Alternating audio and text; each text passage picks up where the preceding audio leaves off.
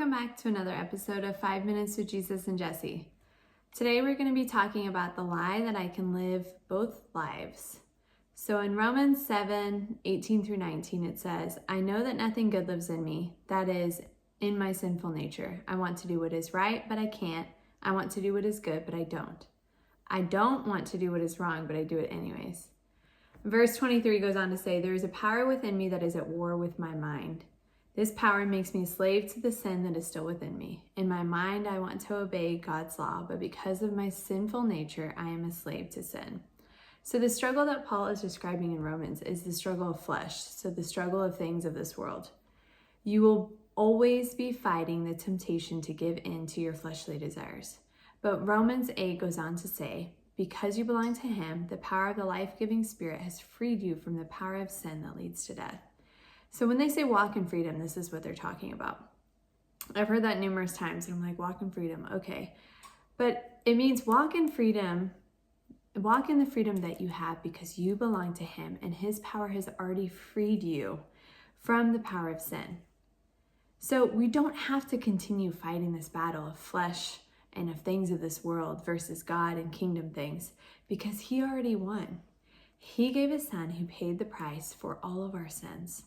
And that sacrifice fully satisfied the debt that we owed for our sins. So we do not have to have this power of sin over us because our debt has already been paid.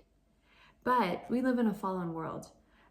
We live in a world full of evil and full of bad things. And due to our sinful nature, that's just part of us, we're always going to be susceptible to sin.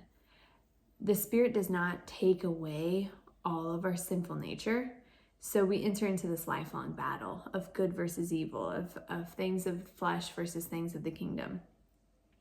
And those who live according to the flesh set their minds on things of the flesh, but those who live according to the Spirit set their minds on things of the Spirit.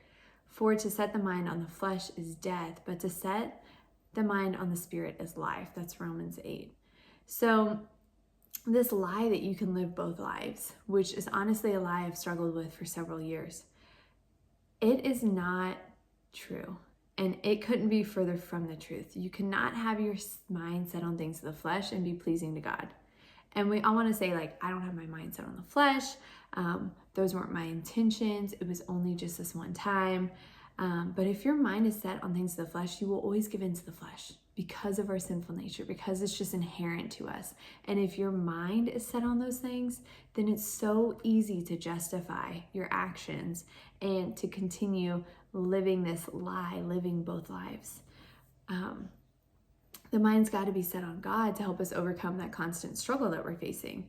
There was an article I read, I'm going to butcher the name, Lagnier has an article that stated, fighting against the flesh is not just the easy step of avoiding the temptation, like not watching the movie, not going to the social event, not whatever, but it is warring against those points at which our inward being is still corrupted by sin.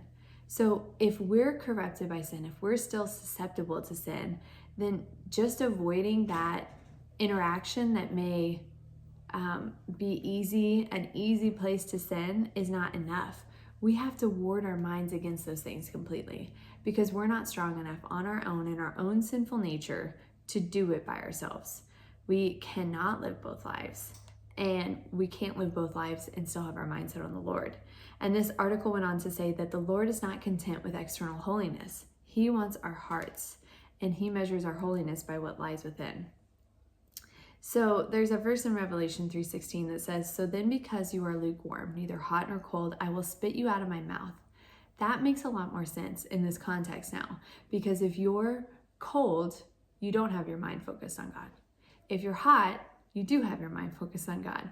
But if you're lukewarm, he's saying you are saying that you are a Christian and you're choosing to live a life in sin. So to him, that's worse.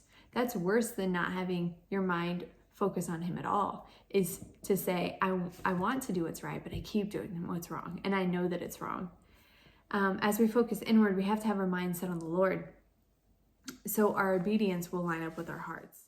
Verse 15 states, you did not receive a spirit that makes you fearful slaves. This lukewarmness, this living both lives, this knowing what is right and choosing to do what is wrong, will make you a fearful slave because you know the actions that you're taking are wrong. So you're always going to be fearful because you know that there is a punishment awaiting you. And there's always going to be this constant battle of good and evil. And it's torture. It's painful.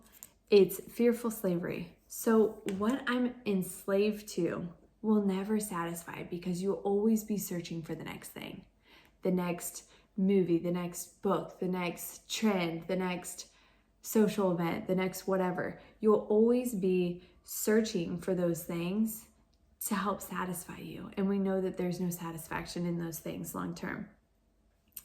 My friend Joni told me this. If we are in bondage and we're slaves to the flesh, we have to take freedom because it's not given to us. It's not ours to have. But if we walk in the Spirit, freedom is given to us because it's already ours. He's already won, so we can walk in that freedom. This battle keeps raging, and God ultimately says, you must choose. I've already delivered you, so you can choose to walk into the freedom that is yours, or you can continue living this life of a slave. You can't live life on the fence. He says, choose me completely and surrender completely to me, or don't choose me at all.